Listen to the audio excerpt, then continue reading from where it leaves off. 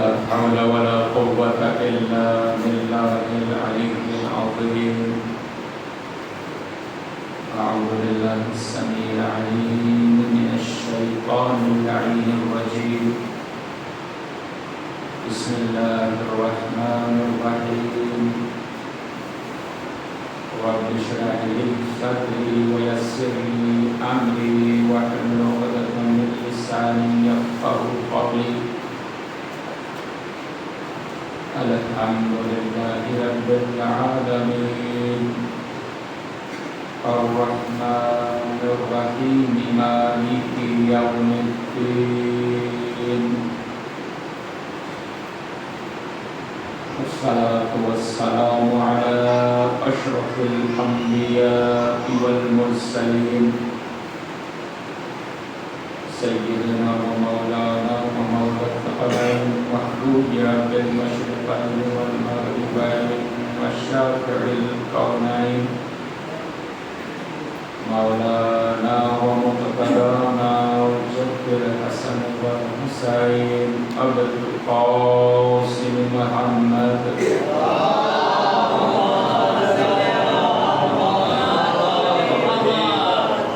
وعلى أهل بيته الطيبين الطاهرين المعصومين المنتخبين المنتجبين المظلومين الأكرمين الذين أذهب الله عنهم الرجس وطهرهم تطهيرا.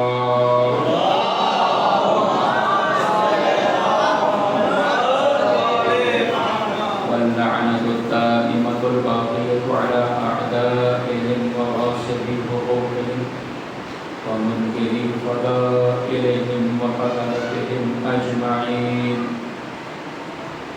من ليلنا هذا إلى قيام يوم الدين. أما بعد فقد قال الله تبارك وتعالى بسم الله الرحمن الرحيم والعصر إن الإنسان لفي خسر. صلوات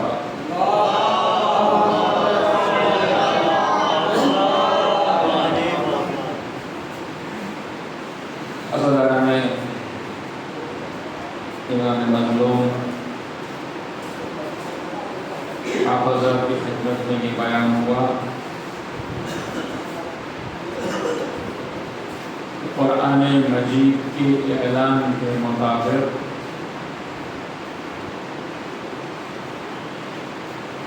گھاٹے سے بچنا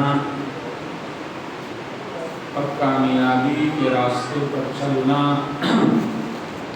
صرف اسی کے لیے ممکن ہے جو صاحب ایمان ہو.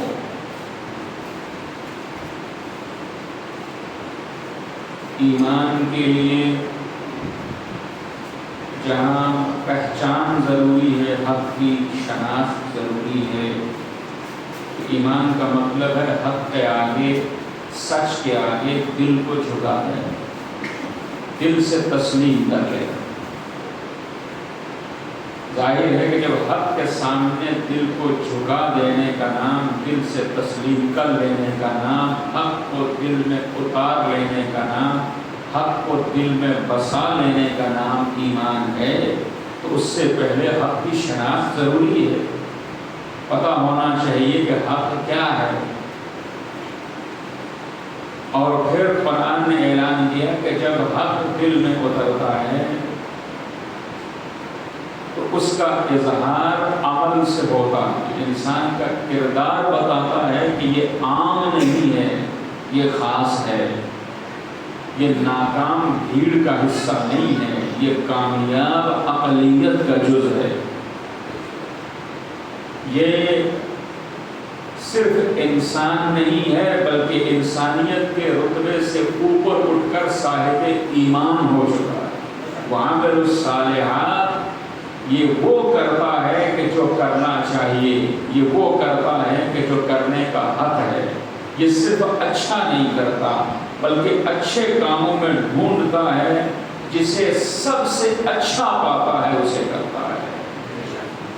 لہذا عام انسان، عام مسلمان ممکن ہے صرف ثواب ڈھونڈتا ہو، مگر صاحب ایمان صرف ثواب کی تلاش نہیں ہوتا، وہ یہ دیکھتا ہے کہ اس کا فرض کیا ہے، اس کی ذمہ داری کیا ہے، اسے ابھی کیا کرنا چاہیے۔ تو میرے عزیزوں، آپ کی خدمت میں عرض ہوا کہ ایمان دل میں قائم تبھی ہوگا، چونکہ ایمان کی بنیاد محبت اہل بیت ہے، جب یہ دل پاک ہو۔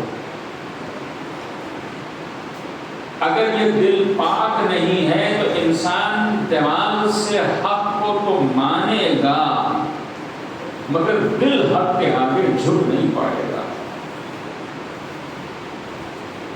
اسلام لانا آسان ہے، ایمان لانا تھوڑا مشکل ہے۔ حق کو قبول کر لینا آسان ہے، حق کو دل میں اتار لینا تھوڑا مشکل ہے، کیونکہ ہم وہ نہیں کرتے جو ہمارا دماغ کہتا ہے، ہم وہ کرتے ہیں جو ہمارا دل کہتا ہے۔ لہذا جب ہمارا عمل ایمان کے مطابق، ہمارا عمل ایمان کے مطابق تبھی ہو سکتا ہے کہ جب وہ ایمان ہمارے وجود کا حصہ ہو، ہمارے دل میں رچ بس چکا ہو۔ ایک بار صلوات بھیجیں پر بہت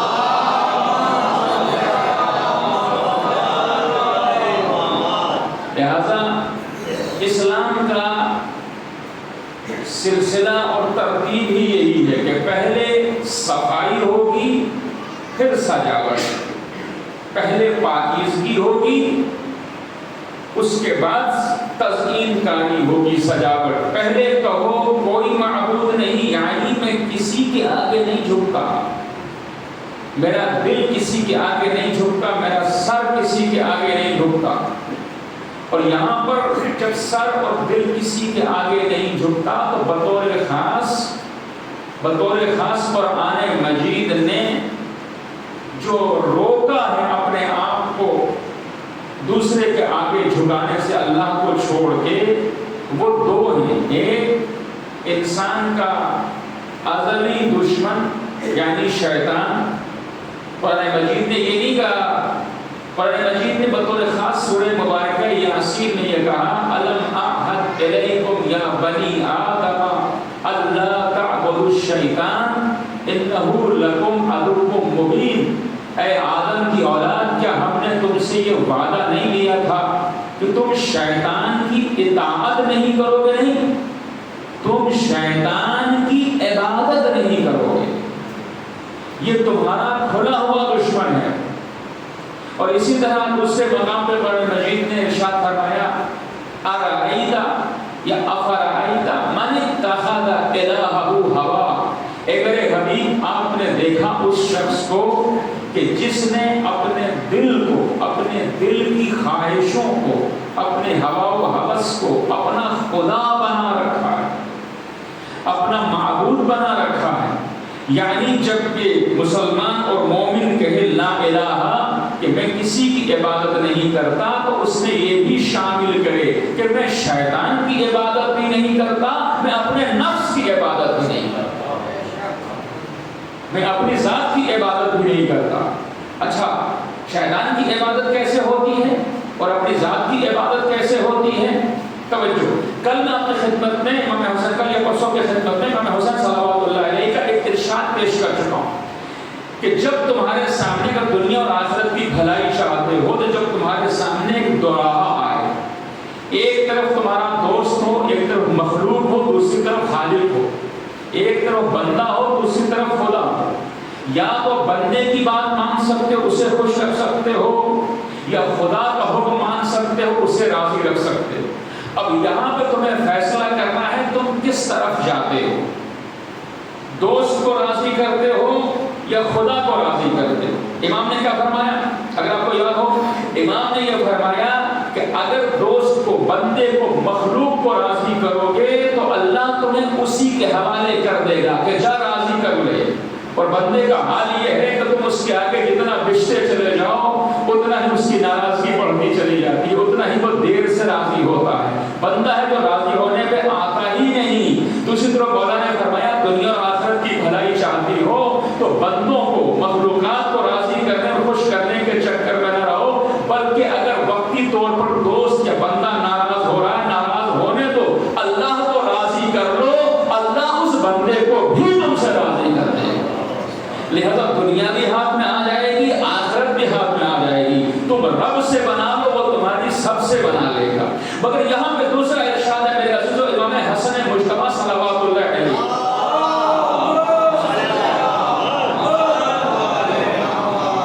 اس صورتحال کو ذہن میں رکھیے گا کہ اگر میں بندے کو خوش کرتا ہوں، بندے کی بات مانتا ہوں، دوست کی بات مانتا ہوں، تو اللہ کا حکم مجھے چھوڑنا پڑے گا۔ وہ بندہ کوئی بھی ہو سکتا ہے، بندہ کوئی بھی ہو سکتا ہے، اگر اس کی بات مانتا ہوں تو اللہ کا حکم چھوڑنا پڑے گا۔ اپنے دل کی بات مانتا ہوں تو اللہ کا حکم چھوڑنا پڑے گا۔ شیطان کی بات مانتا ہوں تو اللہ کا حکم چھوڑنا پڑے گا، اللہ کی نافرمانی کرنا پڑے گی۔ تو اب امام حسن مجتبی فرماتے ہیں من اطاع المخلوق فی معصیت الخالق فقد عبدہ۔ جب بھی تم کسی مخلوق کی بات مانو، میں بہت ہی آسان لفظوں میں اپنی خدمت میں پیش کرنا چاہتا ہوں تاکہ سب کے ذہن میں بات بیٹھ جائے، ذہن ہی میں نہیں، ذہن سے آگے بڑھ کے دل میں اتر جائے۔ صلوات بھیجو محمد۔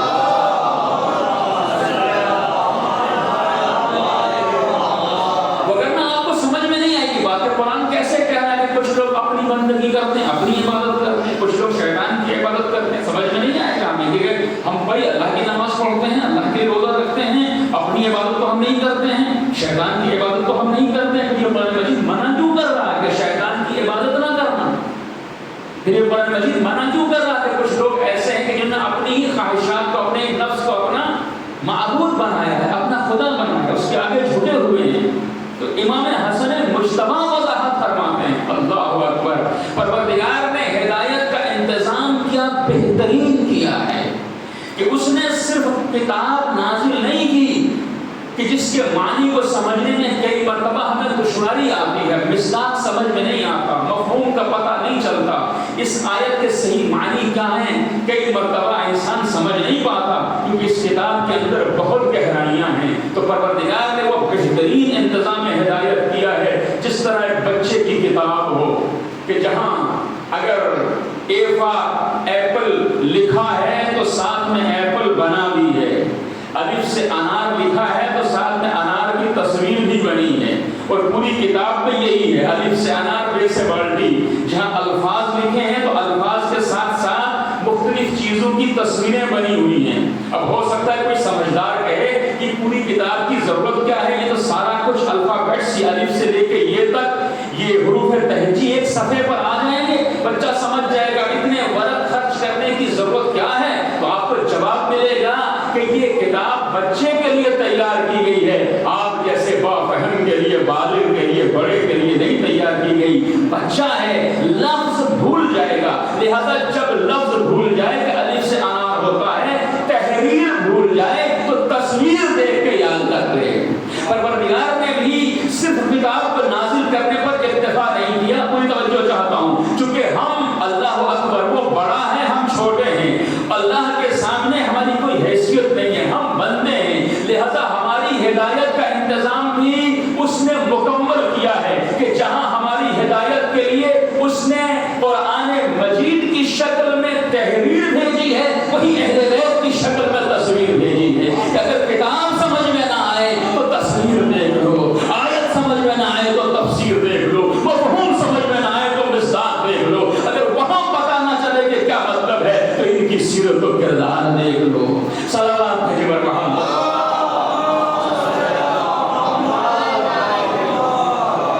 لہذا واقعاً ذہن میں سوال ہونا چاہیے کہ قرآن مجید کیا کہہ رہا ہے؟ شیطان کی بندگی، اس کی عبادت نہ کرنا، اپنی عبادت نہ کرنا، کسی دوسرے بندے کی عبادت نہ کرنا۔ تو ہم کہاں کسی بندے کی عبادت کرتے ہیں، ہم کہاں اپنی عبادت کرتے ہیں، ہم کہاں شیطان کی عبادت کرتے ہیں؟ مگر قربان جائیں زبان امامت کی فصاحت و بلاغت پر امام حسن مجتبی نے وضاحت کی کہ دیکھو، جب بھی تم کسی مخلوق کی بات مانتے ہو، وہ مخلوق تمہارا دوست ہو سکتا ہے، وہ مخلوق شیطان ہو سکتا ہے، وہ مخلوق تم خود ہو سکتے ہو، جب تم مخلوق کی بات مانتے ہو اللہ کی نافرمانی کر کے، کئی مرتبہ ایسا ہوتا ہے کہ جو اللہ نے حکم دیا ہے وہی دل بھی کہہ رہا ہے، جو اللہ نے حکم دیا ہے وہی دوست بھی کہہ رہا ہے، اللہ کا حکم بھی ہے کہ آؤ نماز کی طرف، دوست بھی کہہ رہا ہے آؤ نماز کی طرف۔ تو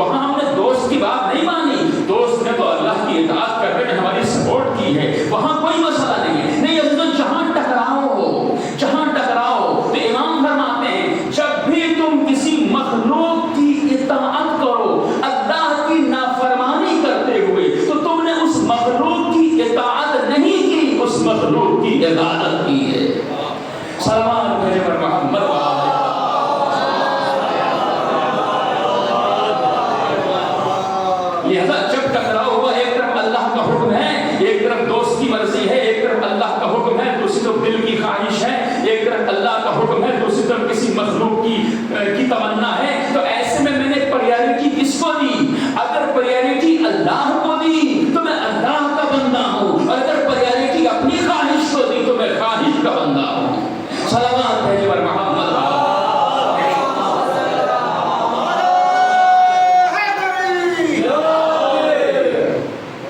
تو میں خواہش کا بندہ ہوں، لہذا قرآن نے منع کیا، لہذا پہلے ہے طہارت لا الہ، میں کسی کے آگے نہیں جھکوں گا، دل نہیں جھکاؤں گا، کسی کی بندگی نہیں کروں گا۔ جب کسی کی بندگی نہیں کروں گا تو اس کا مطلب یہ ہے کہ حکم خدا آ جانے کے بعد نہ دوست کی سنوں گا، نہ نفس کی سنوں گا، نہ شیطان کی سنوں گا، نہ خواہش کی سنوں گا، نہ کسی اور کی سنوں گا۔ میرے لیے ٹاپ پریارٹی سب سے پہلے ترجیح اسی بات کی ہے، چونکہ میں بندہ ہوں تو یہی دیکھوں گا میرا معبود مجھ سے کیا چاہتا ہے، میرا خدا مجھ سے کیا چاہتا ہے، اس کا کیا حکم ہے۔ لہذا پہلے دل کو پاک کرو، خواہش نفس سے پاک کرو، دنیا کی محبتوں سے پاک کرو، تب لا الہ مکمل ہوگا۔ اب تم نے کہا میں کسی کے آگے نہیں جھکتا، جب یہ مرحلہ مکمل ہوا کہ میں کسی کے آگے نہیں جھکتا تو اب ایمان مکمل ہوگا توحید کے اوپر، الا اللہ، جھکوں گا تو صرف تیرے سامنے، بندگی کروں گا تو صرف تیری، عبادت کروں گا تو صرف تیری۔ صلوات بھیج بنا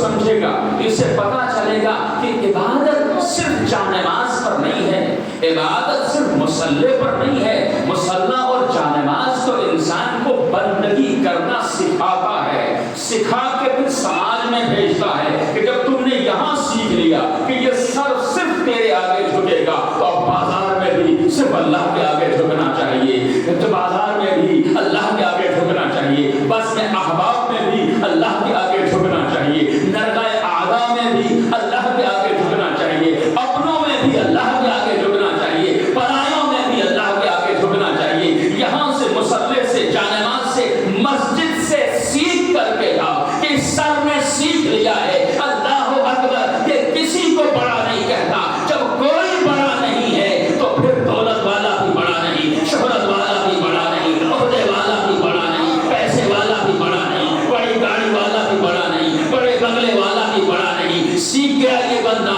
کہ میں کسی کے آگے جب نہیں جھکتا تو دولت کے آگے بھی نہیں جھکتا، شہرت کے آگے بھی نہیں جھکتا، نفس کے آگے بھی نہیں جھکتا۔ تو بڑا ہے، میں کچھ بھی نہیں ہوں، تو معبود ہے، میں بندہ ہوں۔ یہ صرف مسجد تک میری بندگی محدود نہیں ہے، بلکہ میں سوؤں گا بھی تو تیری عبادت کرتے ہوئے، کماؤں گا بھی تو تیری عبادت کرتے ہوئے، کھاؤں گا بھی تو تیری عبادت کرتے ہوئے۔ میری کل زندگی کا صرف ایک ہی مقصد ہے، تو معبود ہے، میں تیرا بندہ ہوں۔ صلوات بھیجے پر محمد۔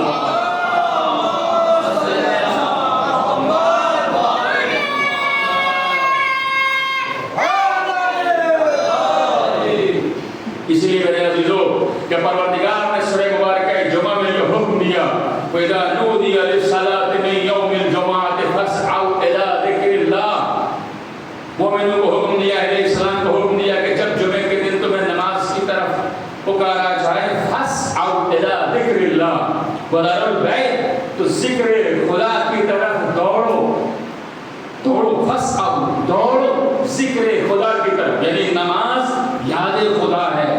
ذکر خدا ہے. یاد خدا کا مطلب کیا ہے؟ یہ یاد تمہیں بتائے گی وہ خدا ہے، تم بندے ہو. یاد کی طرف دوڑو، ذکر خدا کی طرف دوڑو. وَذَرُوا الْبَيْعَ، دوڑنے کی شرط کیا ہے؟ کہ جو بھی کر رہے ہو اسے چھوڑو. وَذَرُوا الْبَيْعَ، خرید و فروخت چھوڑو، کام کاج چھوڑو، دوسری کوئی بھی سرگرمی ہے اسے چھوڑ دو. ابھی وقت آیا ہے تو بارگاہ الہی میں حاضری دو.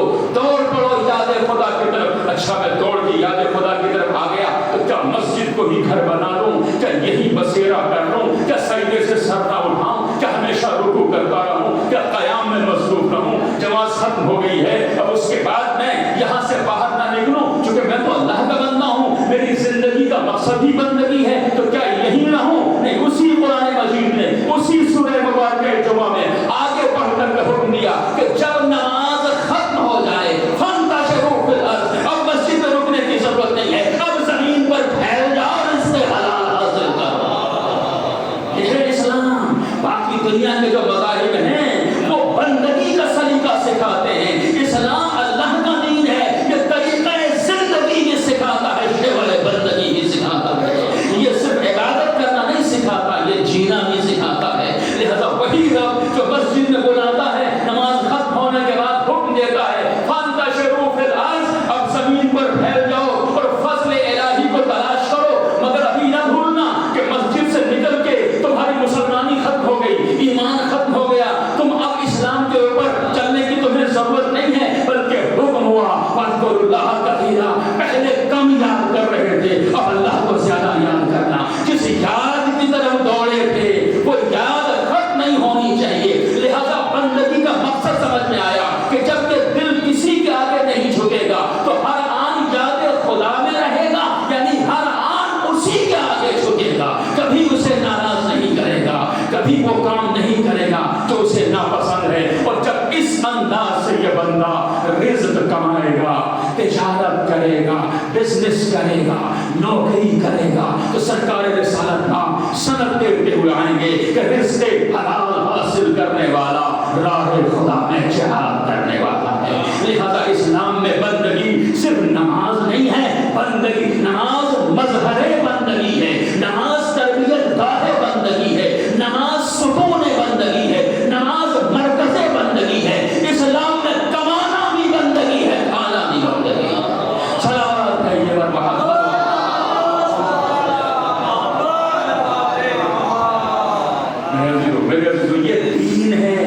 یہ دین ہے. دین ہر شعبہ حیات میں اپنی حکمرانی چاہتا ہے.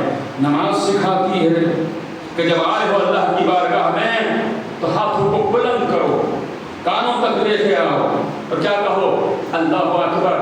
آخر کچھ معنی ہوں گے کہ تم نے ہاتھ اٹھائے ہیں، ہاتھ بلند کیے ہیں، اس میں بھی لا الہ الا اللہ چھپا ہوا ہے. جب ہاتھ اٹھا رہے ہو تو کہہ رہے ہو پالنے والے پوری دنیا کو پیچھے چھوڑ دیا ہے، تیری بارگاہ میں حاضر ہوں. پالنے والے تیرے سامنے سرنڈر ہو گیا، پالنے والے تیرے سامنے صفت انداختہ ہو گیا.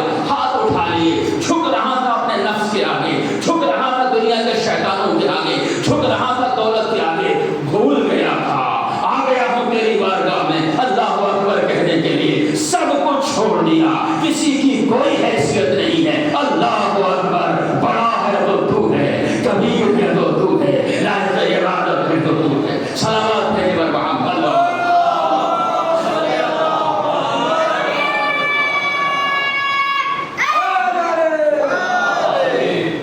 اللہ میرا جو ہمارے وقت میں گنجائش نہیں ہوتی، بہت تفصیل تو ہم کی خدمت میں بیان نہیں کر سکتے، انشاءاللہ کچھ اشارے ضرور ہوتے رہیں گے، کچھ عرض ضرور ہوتا رہے گا. تو اللہ اکبر کہا، تو اب جب اللہ اکبر دل سے کہا جاتا ہے، صرف لغلقہ زبانی نہیں ہوتا، تو پھر زندگی کے ہر شعبے میں اس اللہ اکبر کا اثر دکھائی دیتا ہے اور دنیا میں نظر آتا ہے. کچھ وہ ہیں جو صرف لغلقہ زبانی کے طور پر اللہ اکبر کہتے ہیں، وہ کسی بھی بڑی طاقت کو بڑی طاقت کہہ کے اس کے آگے جھک جاتے ہیں. لیکن جو علی والے ہیں، جو حسین والے ہیں، جو پنجتہ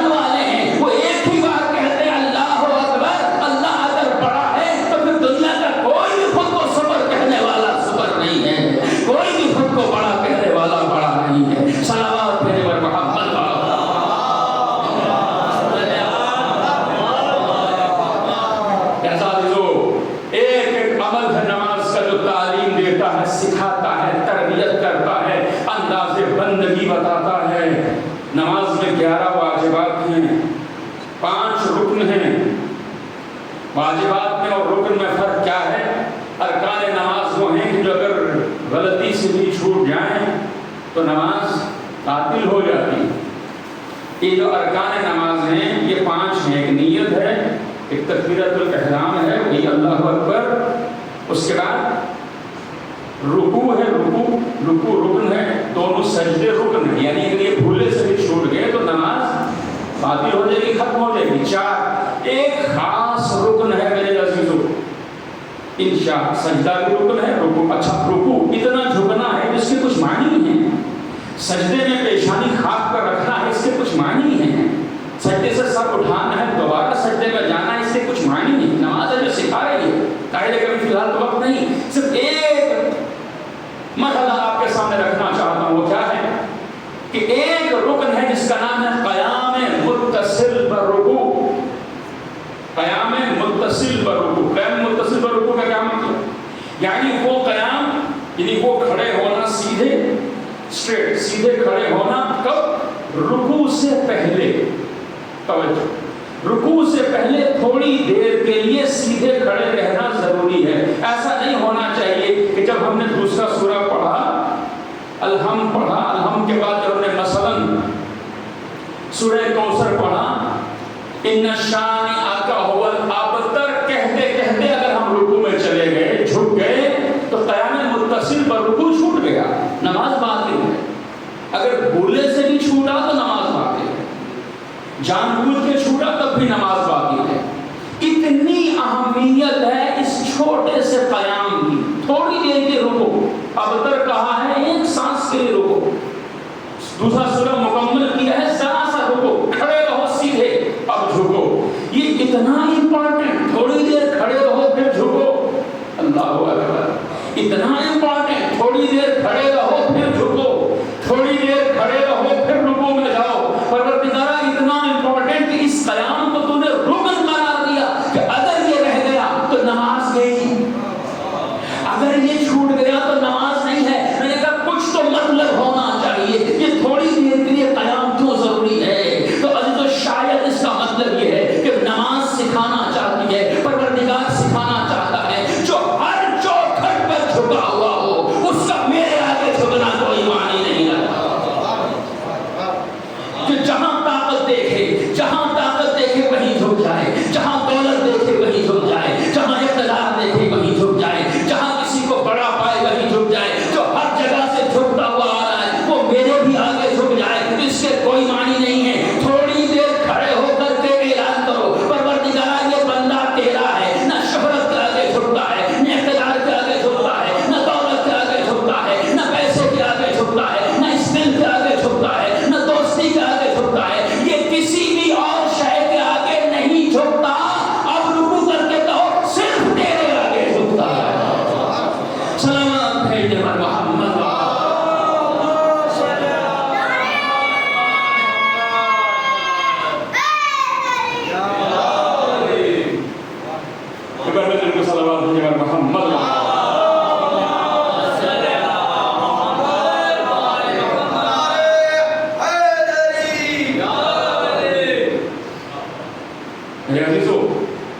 یہ صرف ایک ریچول، ایک رسم نہیں ہے کہ آؤ یوں ہاتھ ہو ایسے مسا کرو اور قبلہ رخ ہو کر کے کھڑے ہو جاؤ اور کچھ الفاظ ہیں جو زبان پر دہراؤ، رکوع کرو سجدہ کرو نماز ہو گئی، نہیں،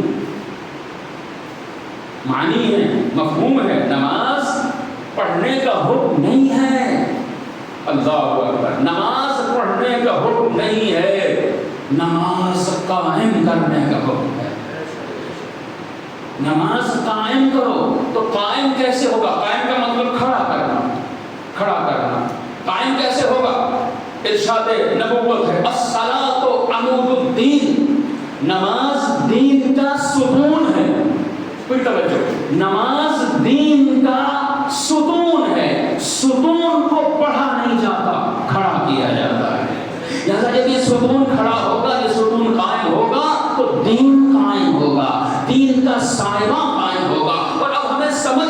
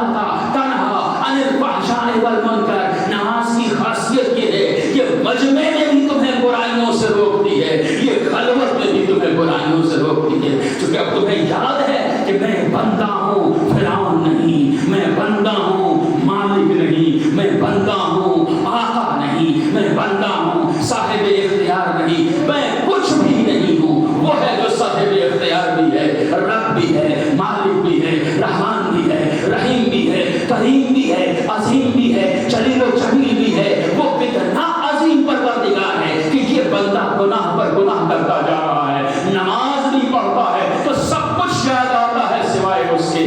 ہر چیز یاد آتی ہے, بس وہی یاد نہیں آتا. یہ بندہ نماز میں بھی اس کو بھولے ہوئے ہے, نماز کے باہر بھی اسے بھولے ہوئے ہے, مگر کیا کریم پروردگار ہے, کیا رحمان و رحیم پروردگار ہے. نہ ہوائیں بند کرتا ہے, نہ آکسیجن بند کرتا ہے, نہ دانا اگانا بند کرتا ہے, نہ پانی برسانا بند کرتا ہے, نہ رزق دینا بند کرتا ہے, نہ دل کی دھڑکن بند کرتا ہے, نہ خون کی روانی بند کرتا ہے, نہ آنکھوں کا دیکھنا بند کرتا ہے, نہ سونے کے بعد اٹھانا بھولتا ہے. وہ ہے کہ جو مجھے لگاتار زندگی دیتا جا رہا ہے. آخر یہ بندہ گناہ پر گناہ کرتا جائے, وہ کرم پر کرم کرتا جائے, وہ احسان پر احسان کرتا جائے, تو انسان کہہ سکتا ہے نا, پالنے والے تو بندے کو روک کیوں نہیں دیتا, تو ایک بار اس سے پریشانی میں مبتلا کیوں نہیں کر دیتا, تو ذرا سا آکسیجن روک لے کہ سب راستے پر آ جائیں گی, تو ذرا سا ہوا بند کر دے, ان سب کو اپنی اوقات یاد آ جائے گی, تو دانا اگانا بند کر دے, ان سب کو رب یاد آ جائے گا. پروردگار عجب نہیں آواز دے, میں اپنی بندگی بندے کو مجبور کر کے نہیں کرنا چاہتا. بندہ ہے, بندہ ہو کے بندگی بول سکتا ہے, بندہ ہے, بندہ ہو کے بندگی بول سکتا ہے. میں خدا ہو کے خدائی نہیں بول سکتا. صلوات بھیجے بر محمد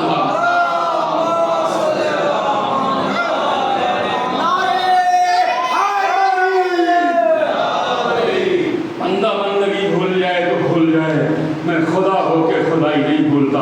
جیسا نماز سکھاتی ہے اپنی عقل کو مٹاؤ, اپنے کو بڑا سمجھنا چھوڑو, مالک سمجھنا چھوڑو, پاک کرو اس دل کو, پاک کر دو اس دل کو, تاکہ یہاں اللہ بس سکے, یہ حرم الہی بن سکے. اس کو طیب و طاہر کر دو. میں مالک بھی نہیں ہوں, بڑا بھی نہیں ہوں, آقا بھی نہیں ہوں, صاحب اختیار بھی نہیں ہوں, میں کچھ نہیں ہوں. جب یہ دل پاک ہو گیا, جب مالک نہیں سمجھا تو غرور نہیں آئے گا, تکبر نہیں آئے گا. جب تکبر نہیں آئے گا تو کسی کو چھوٹا نہیں سمجھوں گا, جب کسی کو چھوٹا نہیں سمجھوں گا تو کسی برابر والے سے حسد بھی نہیں کروں گا, کسی سے جیلسی بھی نہیں ہوگی. جب کسی سے جیلسی نہیں ہوگی, کسی کو چھوٹا نہیں سمجھوں گا تو کسی کے عیب نہیں ڈھونڈوں گا, جب کسی کا عیب ڈھونڈوں گا نہیں تو کسی سے کسی کا عیب کہوں گا بھی نہیں. یہ عیب ڈھونڈنا بھی حرام ہے, یہ عیب کہنا بھی حرام ہے.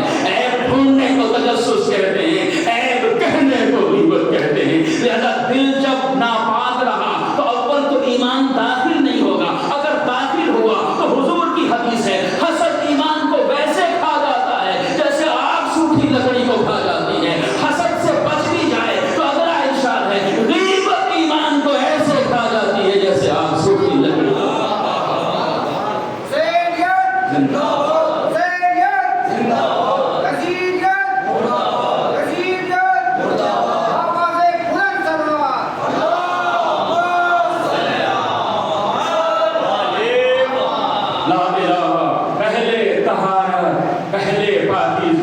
پہلے خود کو مالک ہونے کا احساس ختم کر دو. اور جب یہ احساس ختم ہوا کہ نہ میں کچھ ہوں نہ میرا کچھ ہے, دل پاک ہو گیا. جب دل پاک ہوا تو ذہن پرسکون ہو جائے گا, دل مطمئن ہو جائے گا. بہت ساری ہماری پریشانیاں, جھگڑے اور مسائل اسی وجہ سے ہیں کہ ہم خود کو کچھ سمجھتے ہیں. جب ہم خود کو سمجھنا چھوڑا اور یہ سمجھا کہ یہ زندگی مختصر وقت کے لیے ہمارے پاس امانت ہے, انا للہ و انا الیہ راجعون, اللہ کے پاس سے آئے ہیں اسی کے پاس واپس چلے جائیں گے. جو اس دنیا میں آئے ہیں موت کے پیدائش کے دروازے سے اس دنیا سے داخل ہوئے ہیں, موت کے دروازے سے باہر چلے جائیں گے. بالکل جس طرح ایک حال میں انسان ایک دروازے سے آئے دوسرے دروازے سے چلا جائے تو وہ درمیان کا جو راستہ ہے اس کے ساتھ دل نہیں لگاتا بلکہ سفر کی تیاری کرتا ہے. جب سفر کی تیاری کرتا ہے تو پھر اس کے دل میں موت کا خوف نہیں ہوتا, اس کے پیش اسے موت کا ڈر بھی نہیں ہوتا. اپنی توجہ, موت کا ڈر نہیں ہوتا, بلکہ سارا خوف اس بات کا ہوتا ہے کہ میں راہ حق سے ہٹنے نہ پاؤں. اور یہی درس کربلا ہے, یہی حسین کے کڑی الجوان کا سبق ہے. بابا اگر موت ہمارے پیچھے پیچھے چل رہی ہے تو اس سے کوئی فرق نہیں پڑتا. لازم یہ ہے کہ ہمیں حق پر ہونا چاہیے. کیا ہم حق پر نہیں ہیں؟ کیوں نہیں بیٹا, ہم حق پر ہیں. امام نے فرمایا, اور کڑی الجوان حضرت علی اکبر نے فرمایا, اگر ہم حق پر ہیں تو پھر کوئی فرق نہیں پڑتا ہم موت پر جا پڑیں یا موت ہم پر آ پڑے. اور پھر یہی ثابت کیا کربلا والوں نے عزیزو. اسی لیے تو یہ کربلا کا واقعہ ہر سال دہرانا ضروری ہے, مجلسیں کرنا ضروری ہے. کیوں؟ کیونکہ ہم بھول جاتے ہیں دنیا کی بھیڑ میں, کاروبار میں مصروف ہو کر کے, دنیا کے کاموں میں مصروف ہو کے ہم اپنے راہ زندگی کو بھول جاتے ہیں, صراط مستقیم کو بھول جاتے ہیں. کربلا کا ذکر ہے جو یاد دلاتا ہے کہ اگر حسین علیہ السلام اتنی سختیاں اٹھا کے بھی بندگی پروردگار کو قائم رکھ سکتے ہیں تو تم پر حجت تمام ہے. کسی پر بھی ویسے حالات نہیں آتے, کسی پر بھی ویسی مصیبتیں نہیں آتی, اتنی سختیاں نہیں آتی جتنی سختیاں ہمارے اور آپ کے مولا اور آقا پر آئیں. جتنی پریشانیاں, جتنے مسائل کا سامنا ہمارے اور آپ کے مولا نے کیا. اور ہاں میرے عزیز ہو, یہ ہمیں سفر ہے, یہاں کربلا کی مصیبتیں ختم ہو گئی. بس ہر شہادت کے بعد, ہر شہادت کے بعد یقیناً رسول اللہ نے شہیدوں کو سیراب کیا ہوگا. شہادت کے بعد مصیبتیں ختم ہو گئی ہوگی, مگر جہاں حسین کا امتحان ختم ہوا, وہی سے زینب کبریٰ کا امتحان شروع ہوا. عصر عاشور آئی, اجرک والا سر حسین لو کے سروں پہ بلند ہوا. اب زینب کی مصیبتیں شروع ہوئی. وہی خیمہ کہ جس کی آخری دم تک ہمارا مظلوم